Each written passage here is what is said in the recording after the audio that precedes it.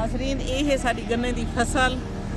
ये हुण तैयार थी खड़ी है। हिकू कटी सी छिली सी ये जरा गन्ना है वाला हूँ जाद उते वेसी वन के हूँ दे विचों उहदा लिक्विड सारा निकल सी निकल के ये गुड़ हिंदे नाल तैयार थींदे हिंदे नाल खंड भी तैयार थींदी है ते हिंदे नाल शक्कर भी तैयार थींदी है जेरी के असा चाह दे विच सट के असा इवें खा ते मूंगफली दी शक्ल दे विच गुड़ बना के उहकू खंदूं ते ॾाढे खुश थी बनूं।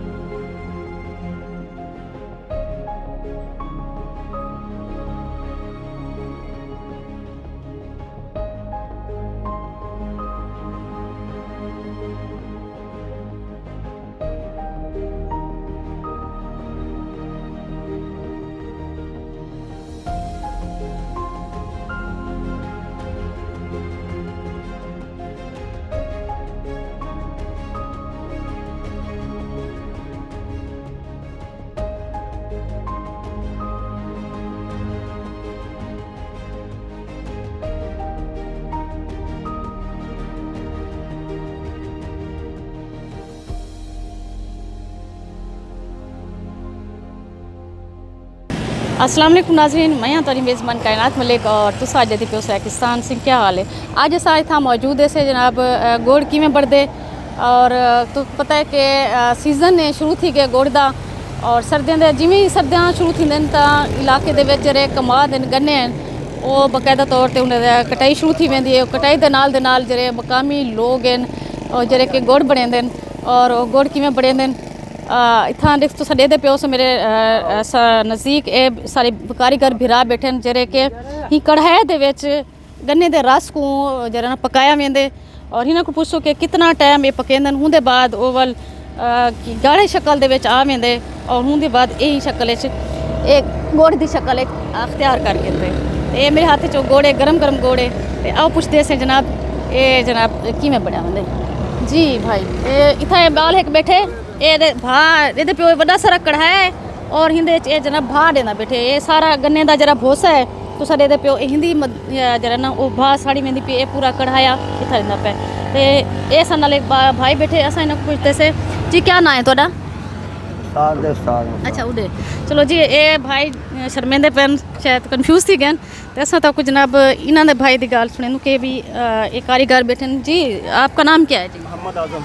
अच्छा मोहम्मद आजम। अच्छा बताइए आप हमें जी ये कैसे बनता है गुड़ और पहले इसका जूस बनता है।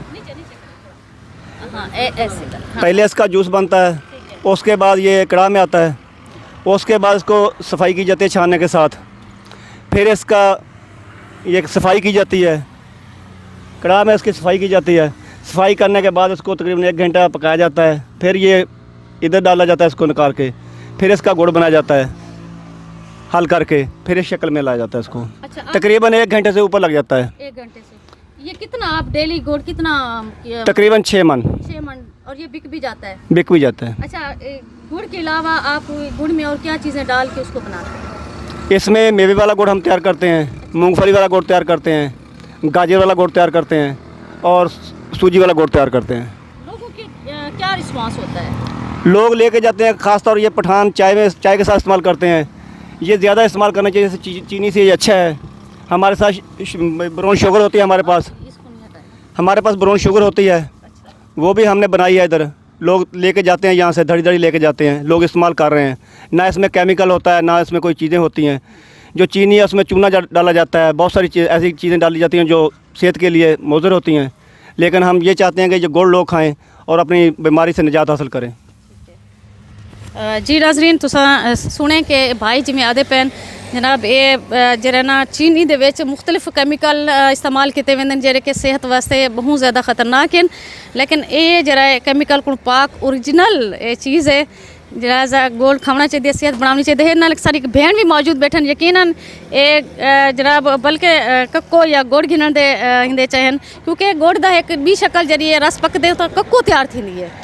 वो भी तो साड़ी खलेसूं कि कक्को किमें तैयार थींदी है और किमें बोतलें पाती वेंदी है। सां एक खातून बैठन भेड़ बैठन असां हुन नाल ॻाल्हि करणी जी। अस्सलाम वालेकुम। वालेकुम अस्सलाम। कहनात इथा ते जेडी सौगात में मिली है ही तोड़े प्रोग्राम दे नाल नाल में ज़्यादा खुशी ये थी पई है कि हिने में को गुड़ भी पकड़वा दीते ते गुड़ दे नाल जरा ये विच मूंगफली विच शामिल है ते मैं खा के बड़ा मज़ा आंदा पे, क्योंकि ये एक तो सारे इतों जेरे इलाके दी वसेब दी ये हुस्न है। गुड़ भी ये सारे चीज़ां भी जिवें ई भिरा दसे भाई इंदे खावन दे जरा है ना फ़ायदे थी सकते, नुकसान कहनी इंदी अगर चाह बना के पीवो ते बहुत ज़्यादा लुत्फ दे ते एक असा शरबत ही बना के इंदी पी सकदूँ। मेकू ते ज़ाती तौर ते इंदे चावल जरा गुड़ वाला चावल पकाया वेंदे, खास तौर ते साडे देहातें दे विच अल्लाह दे नां दा जरा उको वंडिया वेंदे ते उंदे च बाल मुंगरी च गिन के जरे वेंदे मग तो बड़ा मज़ा आंदे। और हमेशा मैं ये जरा है अपने कल्चर को शो कराने दी खातिर ये चीज़ां घर च रखदी भी हाँ, अपने बालें को खवेंदी भी हाँ, खुद भी बड़े शौक नाल खंदियां ते इत्थां आ ते अज खा के मेरे को जरा मज़ा आंदा पाए उंदी यार कोई गाल कह नहीं। मेहरबानी जी जनाब, मैं तो इन्हां दा तारुफ कराई वञा। ये जनाब PTI दी डिस्ट्रिक्ट सदर जाम रुकैया गडन साहिबा और अज जनाब स्पेशली इत्थां गुड़ खावण आहिनि, वो भी जरा ना मूंगफलियां वाले। मैं भी खुश हाँ, यकीनन मेरे मुँह च भी पानी आंदा पे रुकैया को देख देख के। ते जनाब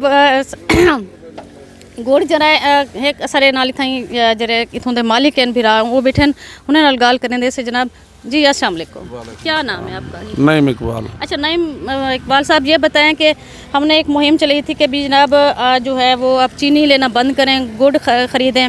जो शुगर माफिया हैं उनके वो घर में चीनी के पैसे जाते हैं, तो गुड़ का ये है कि डायरेक्ट किसानों तक जाता है। जैसे हमने ये मुहिम शुरू की तो हमें पता चला कुछ लोग कि भी ये तो चीनी से भी ज़्यादा महंगा है, तो लोग तो फिर कह रहे हैं जी आप किस तरह की मुहिम चला रहे हैं, ये तो चीनी से भी ज़्यादा महंगा है, तो आवाम तो चीनी नहीं ले सकती, गुड़ कैसे ले? इसके बारे में आपका क्या ख्याल है? वो ऐसे है ना कि क्योंकि गन्ना जो है ना वो काफ़ी महंगा में मिल रहा है। हम गन्ना परचेज़ करते हैं, तकरीबन 210-20 रुपये हमें गन्ना मिलता है। उसके अलावा लेबर के अखराजात हैं और इसके अलावा काफ़ी सारे हमारे अखराजात वगैरह होते हैं, जिसकी वजह से इसकी कास्ट जो है ना हमें महंगी पड़ती है। इस वजह से जो ये अगर 100 रुपये में मिले और चीनी 100 रुपये में मिले तो ये चीनी से काफ़ी हद तक बेहतर है हमारे ख्याल में, क्योंकि सेहत के हिसाब से आजकल हर दूसरे बंदे को शुगर हो रही है, उसकी मेन वजह चीनी है। तो अगर ये गुड़ इस्तेमाल करेंगे तो काफ़ी सारी बीमारियों से भी महफूज रहेंगे। और वैसे सर्दियों के मौसम के लिए ये वैसे भी, क्योंकि इसका मिजाज गर्म मिजाज है, तो वैसे भी ये सेहत के लिए अच्छा है। तो इसलिए जो है ना, जैसे कोई अगर गन्ने का रेट थोड़ा कम हो जाएगा तो डेफिनेटली इसका रेट भी कम हो जाएगा। लेकिन अगर गन्ने का रेट और बढ़ गया तो हो सकता है इसका रेट 10-20 रुपये और बढ़ जाए। बाकी इसका कंपैरिजन चीनी के साथ बिल्कुल करना नाइंसाफ़ी होगी। अच्छा, ये आप इससे मतलब आप गुड़ के साथ साथ वो मेवे वाला भी गुड़ बनाते हैं, मुख्तलिफ मेवे डाल के बनाते हैं, उसके बाद फिर आप कक्को भी निकालते हैं। वो भी निकालते हैं तो इसकी जो है ना मैडम 5-6 प्रोडक्ट्स बनती हैं। शक्कर भी तैयार करते हैं हम, सादा गुड़ भी तैयार करते हैं, कक्को भी तैयार करते हैं, मूंगफली वाला गुड़ भी तैयार करते हैं, देसी घी वाला गुड़ भी तैयार करते हैं, उसके अलावा गाजर वाला गुड़ भी तैयार करते हैं। इसकी बहुत सारी रेसिपीज़ हैं, जो भी आप बनाना चाहें तो जी। और इसके अलावा इसकी एक चीनी, देसी चीनी भी तैयार होती है, वो भी हम करते हैं। तो इसकी बहुत सारी प्रोडक्ट्स बनती है, आप जो भी बनाना चाहें इसमें से आप बना सकते हैं। और वो जो है ना बिल्कुल जो है सेहत के बिल्कुल असूलों के बिल्कुल मुताबिक होती हैं और सेहत के लिए बहुत अच्छी होती हैं। चीनी का इसके साथ बिल्कुल कंपैरिजन करना वो बिल्कुल नहीं बनता। अच्छा, ये आप जो ये गुड़ बना रहे हैं, ये कितना मतलब ये कितने अरसे तक यहाँ पे आप ये बनाते हैं? उसके बाद ये जो है ना इसकी प्रोडक्शन जो है ना ये तकरीबन पिछले महीने से शुरू की थी हमने, यानी कि अक्टूबर से, और ये तकरीबन मार्च तक जो है ना, मार्च के एंड तक इसकी प्रोडक्शन जारी रहेगी इंशाल्लाह। ये तकरीबन 5-6 महीने का पीरियड होता है। जब तक गन्ना अवेलेबल होगा उस वक्त तक हम इसको क्रशिंग करके गुड़ बनाते रहेंगे। जी जी नाज़रीन, तुसां ॾिठे कि जनाब गाली में सुनन कि किवें जनाब गुड़ जरा है अपनी शक्ल इख्तियार करेंदे गन्ने दे रास्ते विचों, और मेरे सामने तुसां ॾेदे पियो गुड़ जरा ना बढ़दा पे। तुसां जरा दिख लेसो ए थले। हाँ जी, देखो असां गाली करेंदे रह गयो और सारे भिरा जरा ना पूरा कंटेनर जरा आई उन्होंने वो फारे कर दे और एक गुड़ बना के दे। बड़ा लजीज से मज़ेदार गुड़ है और बिल्कुल वाइट सफ़ेद गुड़ है, बड़ा मज़ेदार। औसत तक निकलेंदे से कक्को भी निकले। जी नाज़रीन, तुसा दे पियो मेरे सा नाल जरा ना ये सारे बोतलां कक्को दे हालात हैं, और एक कक्को इवें लगता है जिवें माखी होवे। और ये जरा ना लोग सर्दियों दे विच बड़े शौक नाल रोटी नाल खांदे और नाश्ते च खांदे दोपहर दे खाने दे विच बहुत लजीज ते मज़ेदार एक खुराक के तौर पर इस्तेमाल की वेंदी है कक्को।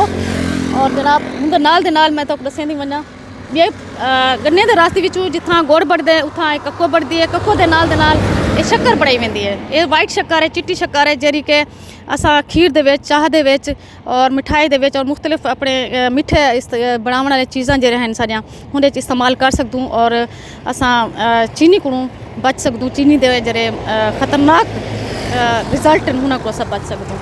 ये तुसां दे पियो उंदे नाल तुसां देखो कि सारी ये सारा गुड़ तैयार थिया ते लथे और ये आन द रोड लाते ताकि जे भी मुसाफिर अंदे वेंदन वो सिंध चों आंदन या बलोचिस्तानी चों आंदन या इथों दे मकामी लोग हैं, बड़े शौक ते ज़ौक नाल ये सारा गुड़ घेन वेंदन और बतौर सौगात भी इथां ये विकदे।